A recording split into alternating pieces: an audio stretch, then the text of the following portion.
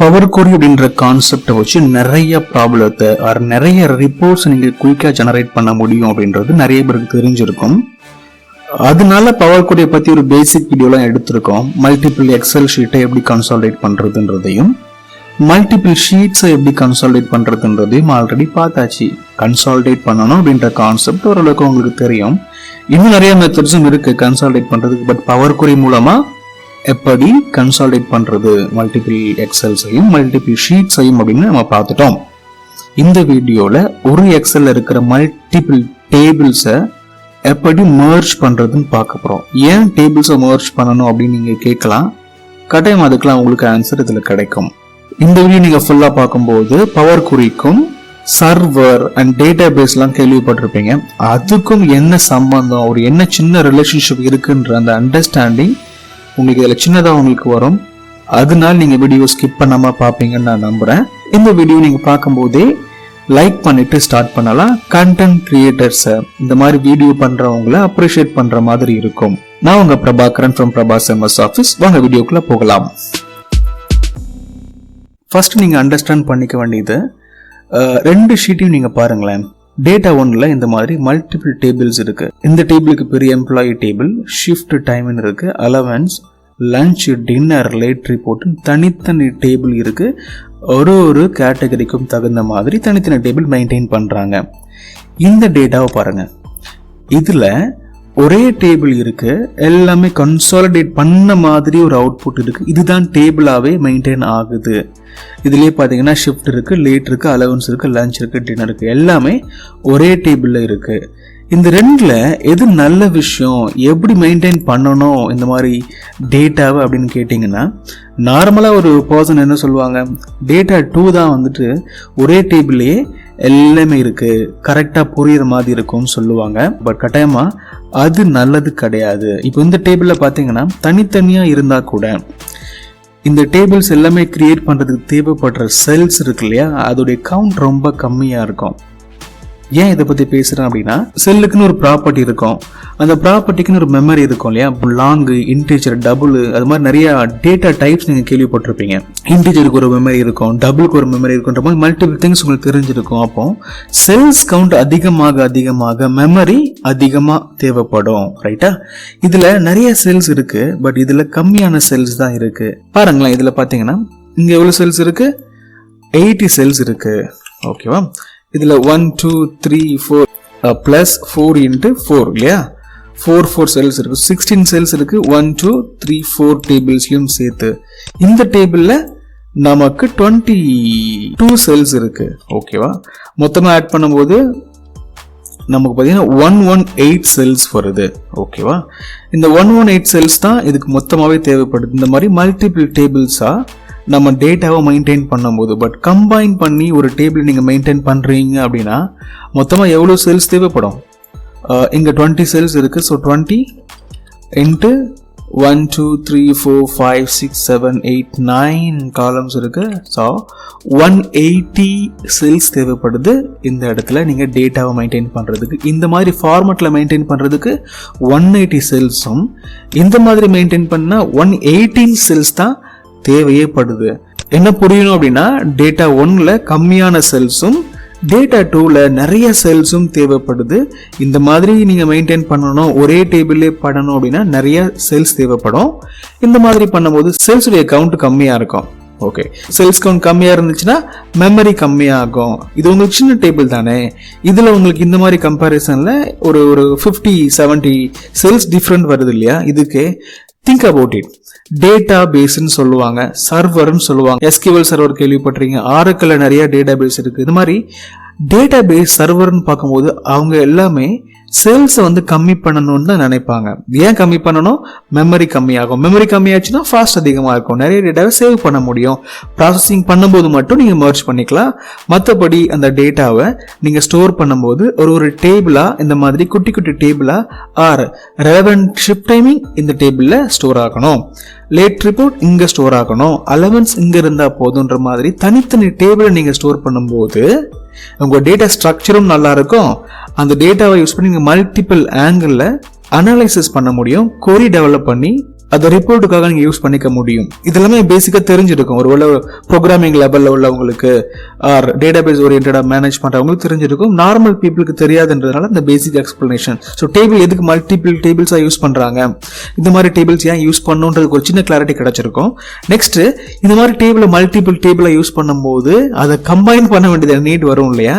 இந்த மாதிரி டேபிளா கம்பைன் பண்ண வேண்டிய நீடும் வரும். இந்த மாதிரி கம்பைன் பண்ண வேண்டிய நீட் எதுக்கு வருதுன்னு கேட்டிங்கன்னா, நம்ம இது மாதிரி குட்டி குட்டியாக மெயின்டைன் பண்ணால் மட்டும்தான் கம்பைன் பண்ண வேண்டியது இருக்கும். ஏன் குட்டி குட்டியாக மெயின்டைன் பண்ணுறோம், ஆர் ஏன் மல்டிபிள் டேபிள்ஸை மெயின்டைன் பண்ணுறோம்னா அதுக்கும் ஒரு ரீசன் சொல்லியிருக்கேன். மெமரி சேவ் ஆகும், நம்பர் ஆஃப் செல்ஸ் உடைய கவுண்ட் குறையும் அப்படின்னு சொல்லியிருக்கேன். அதனால மல்டிபிள் டேபிள்ஸ் நம்ம யூஸ் பண்ணுறது நல்லது.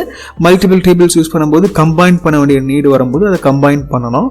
அதுக்கு என்ன பண்ணணும் அப்படின்றத நம்ம இந்த வீடியோவில் பார்க்க போகிறோம்.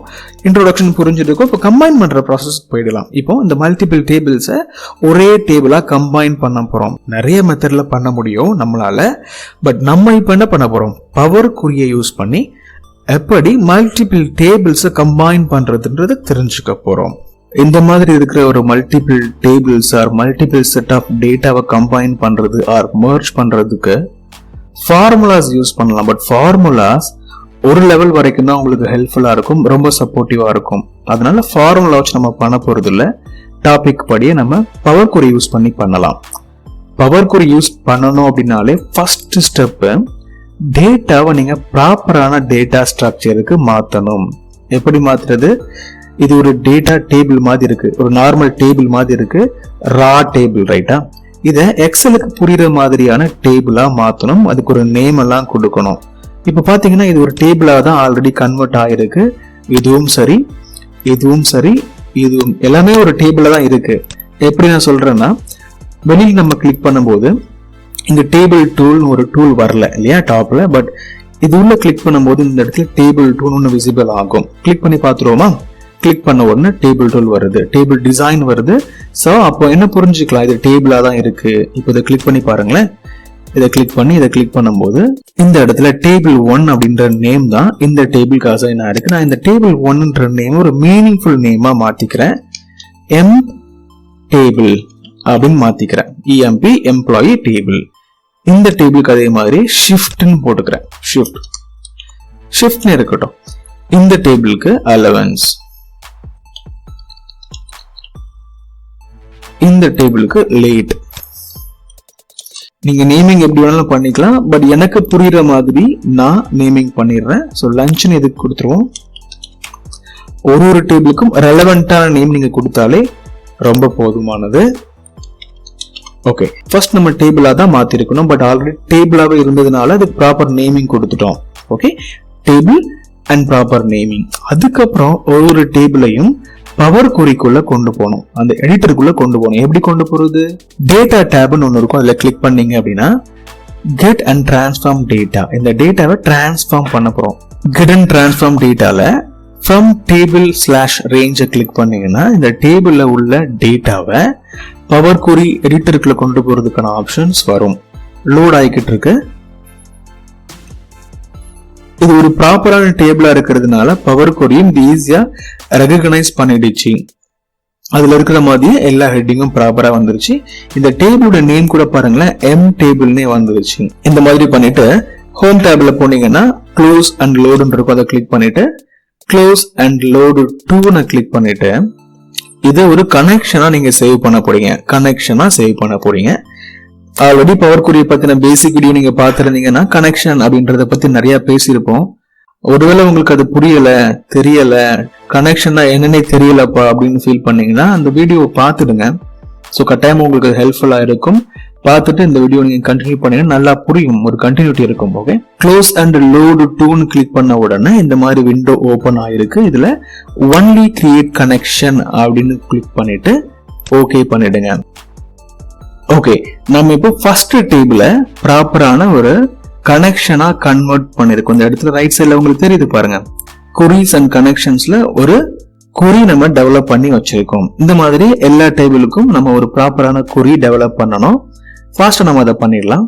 ஷிஃப்ட்ன்ற டேபிள முதல்ல பண்ணிடுவோம்.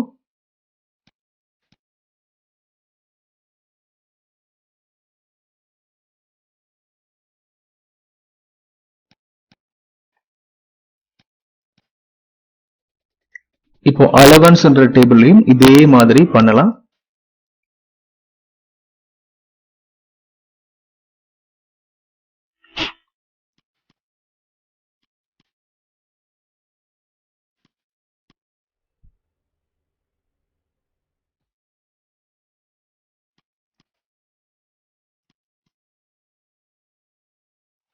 டின்னரையும் அதே மாதிரி பண்ணிடலாம்.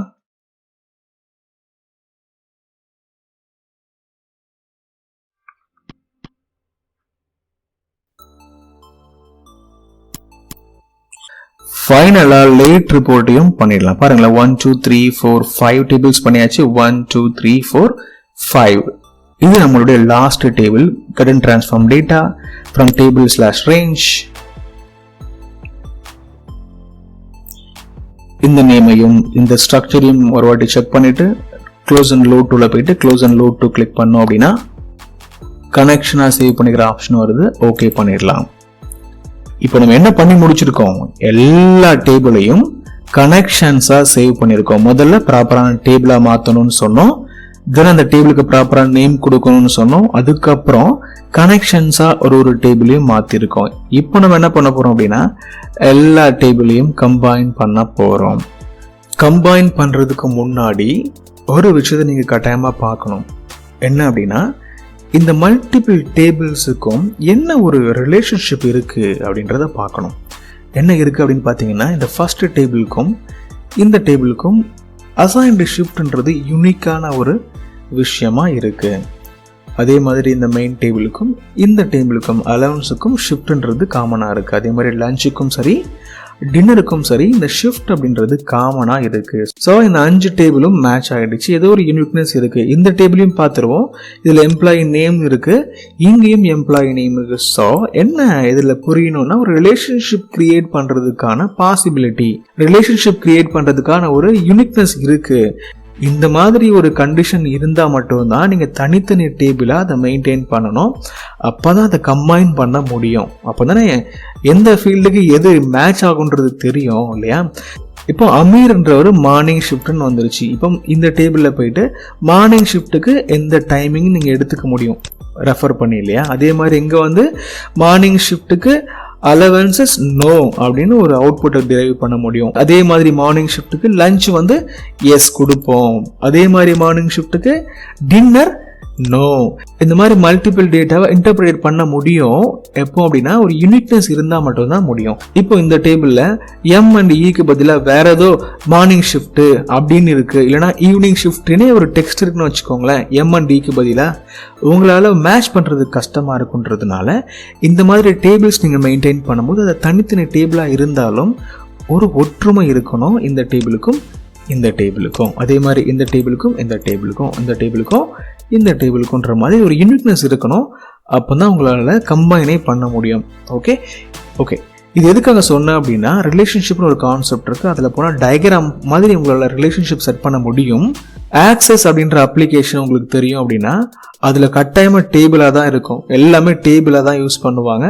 அந்த டேபிளை கம்பைன் பண்ணுறதுக்கு ரிப்போர்ட் ஜென்ரேட் பண்ணுறதுக்குலாம் நீங்கள் கொரிஸ் டெவலப் பண்ணுவீங்க. கொரியில இருந்து தான் ரிப்போர்ட் ஜென்ரேட் பண்ணுவீங்க.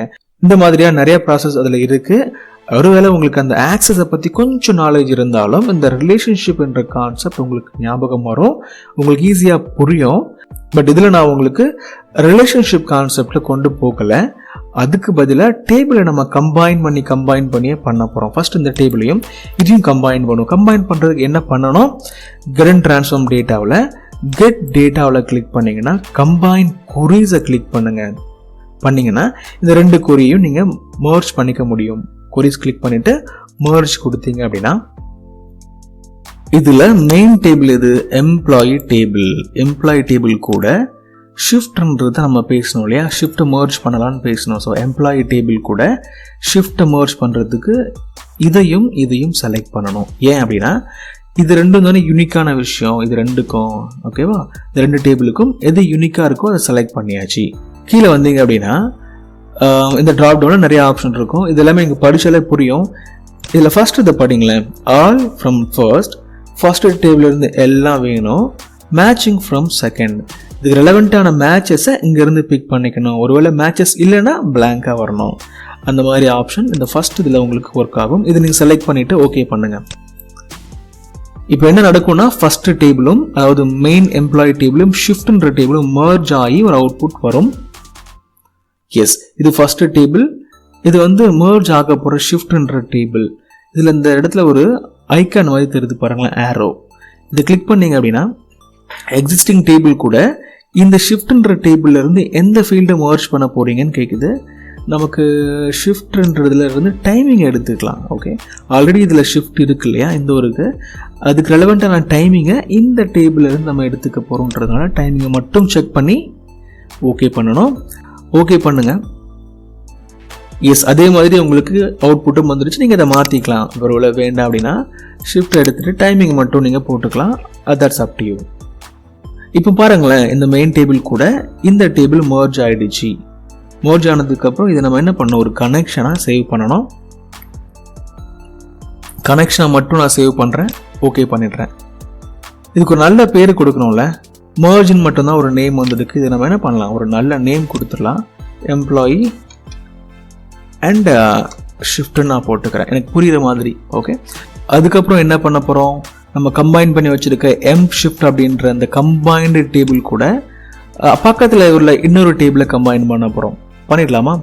கரண்ட் ட்ரான்ஸ்ஃபார்ம் டேட்டாவில் போயிட்டு get data, combine queries and merge click பண்ணோம்னா merge பண்ணுறதுக்கான ஆப்ஷன் வரும். இதில் முதல்ல நம்ம கம்பைன் பண்ண டேபிளுடைய நேம் என்ன, எம்ப் டேபிள் கிடையாது, எம்ப் ஷிஃப்ட்ன்றது தான் கம்பைன் பண்ண நியூ டேபிள். அதை செலக்ட் பண்ணிவிட்டு அது கூட எதை கனெக்ட் பண்ணலாம், அலவன்ஸை கனெக்ட் பண்ணலாமா? அலவன்ஸ் டேபிளை செலக்ட் பண்ணுவோம். செலக்ட் பண்ணிவிட்டு தென் யூனிக்கான விஷயத்தை செலக்ட் பண்ணணும். ஷிஃப்டையும் அசைன்டு ஷிஃப்டையும் செலக்ட் பண்ணியாச்சு. பண்ணிவிட்டு இதில் பார்த்தீங்கன்னா ஃபர்ஸ்ட் ஆப்ஷனை நம்ம எனேபிள் பண்ணிடலாம். All from first, matching from செகண்டை கிளிக் பண்ணி ஓகே பண்ணிங்கன்னா பவர் query விண்டோ ஓப்பன் ஆகும். அதில் உங்கள் நியூ டேட்டாவை ஆட் பண்ணிக்கிறதுக்கான ஆப்ஷன் வரும். இந்த மர்ஜை கிளிக் பண்ணிங்கன்னா இந்த இடத்துல இந்த கார்னரில் கிளிக் பண்ணிங்க அப்படின்னா எந்த ஃபீல்டை இன்சர்ட் பண்ண போகிறோம்னு கேட்கும். எஸ்னோ தானே வேணும். ஸோ இதை அன்செக் பண்ணிவிட்டு ஓகே பண்ணிவிடுங்க. கம்பைன் ஆகும். இப்போ பார்த்தீங்கன்னா அமீருக்கு வந்து மார்னிங் ஷிஃப்ட்ன்றதுனால அலவன்சஸ் கிடையாது அப்படின்னு நீங்கள் புரிஞ்சுக்கலாம். ஓகே, இந்த இடத்துல அலவன்சஸை மட்டும் நீங்கள் ரீநேம் கூட பண்ணிக்கலாம். ஓகே பண்ணிடுறேன். இதையும் நம்ம கனெக்ஷனாக சேவ் பண்ணிவிடுவோம்.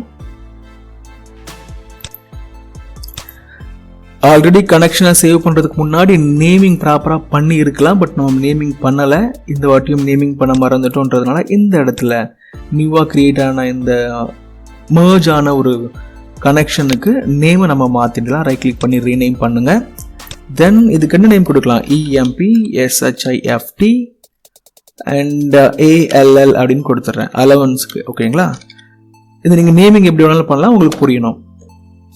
இதுக்கப்புறம் என்ன பண்ணோம், இந்த நியூவாக கிரியேட் பண்ண ஆர் நியூவாக கம்பைன் பண்ண ஆர் நியூவாக மர்ஜ் பண்ண இந்த கனெக்ஷன் கூட அதுக்கு அடுத்த டேபிளை மர்ஜ் பண்ணணும். இது ரொம்ப கஷ்டமான ப்ராசஸ் மாதிரி தெரியலாம் உங்களுக்கு. பட் கட்டாயமாக இது வந்து ஒரு பெரிய லெவலில் டேபிள்ஸ் உங்களுக்கு இருக்குது. அப்போ நீங்கள் இந்த மாதிரி பண்ணும்போது அதோடைய அவுட்புட் வந்து ரொம்ப அழகாக உங்களுக்கு கிடைக்கும். இப்போ நான் அடுத்த டேபிளையும் மர்ஜ் பண்ண போகிறேன். Current transform data, get data, combine queries, merge. நம்ம லேட்டஸ்ட்டாக செலக்ட் பண்ண டேபிள் எம்ப் ஷிஃப்ட் ஆல் அப்படின்றது. எம்ப் ஷிஃப்ட் ஆல் கிளிக் பண்ணி நெக்ஸ்ட் என்ன டேபிள் இருக்குது, லஞ்சுன்னு இருக்குது, லஞ்சை செலக்ட் பண்ணிக்கலாம். தென் யூனிக்கான விஷயம் ஷிஃப்ட் அண்ட் ஷிஃப்ட். ஓகே,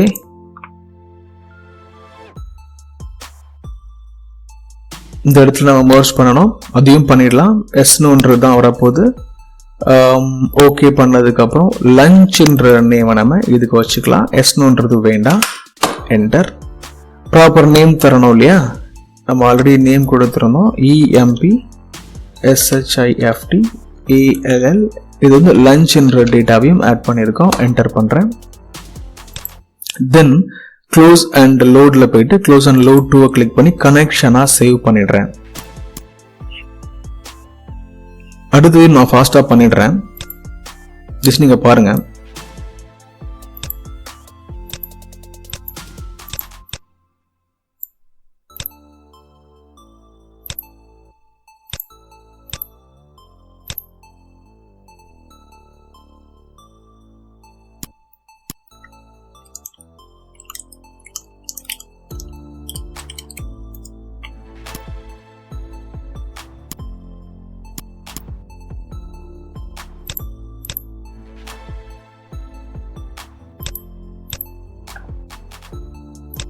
ஃபைனலாக இந்த டேபிளையும் மர்ஜ் பண்ணிடலாம். லேட்ன்ற டேபிளையும் employee shift all lunch dinner, employee shift all lunch dinner எல்லாத்தையும் பண்ணிட்டோம்.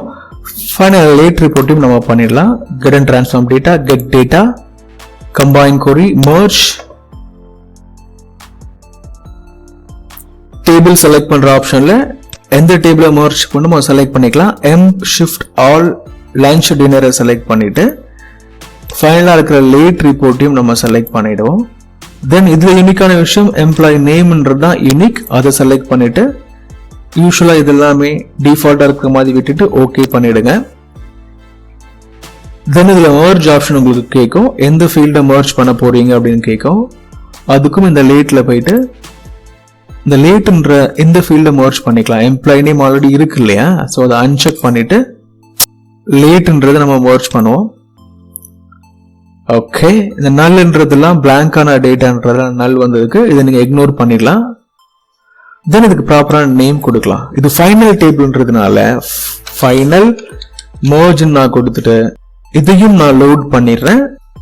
க்ளோஸ் அண்ட் லோட் டு கொடுத்துட்டு ஒன்லி கிரியேட் கனெக்ஷனை கிளிக் பண்ணி ஓகே பண்ணிடலாம். நம்ம எல்லாமே கனெக்ஷன்ஸா பண்ணிருக்கோம். ரிலேஷன்ஷிப் மெத்தட்லயும் உங்களுக்கு ஈஸியா தான் இருக்கும். கட்டாயம் நான் அதுவும் உங்களுக்கு எடுக்கிறேன். இப்போ நம்ம கனெக்ஷனை முடிச்சிட்டோம். இப்போ நம்ம என்ன பண்ண போறோம், ஃபைனலான ஒரு டேபிள் ஆர் ஒரு தேவையான ரிப்போர்ட்டை நம்ம ஜெனரேட் பண்ண போறோம். அதுக்கு ஒரு நியூ ஷீட்ல நான் கிளிக் பண்ணிட்டு இந்த இடத்துல கிளிக் பண்ணிட்டு டைரக்டா என்ன பண்ணிக்கலாம், ஃபைனல் அப்படின்றத ரைட் கிளிக் பண்ணி இன்சர்ட் ஆர் லோடு டூன்னு கொடுத்தீங்கன்னா என்னமா லோட் ஆகணும், டேபிளா லோட் ஆகணும் அப்படின்னு கொடுத்தீங்கன்னா அது ஒரு டேபிளா ஜெனரேட் ஆகி வரும்.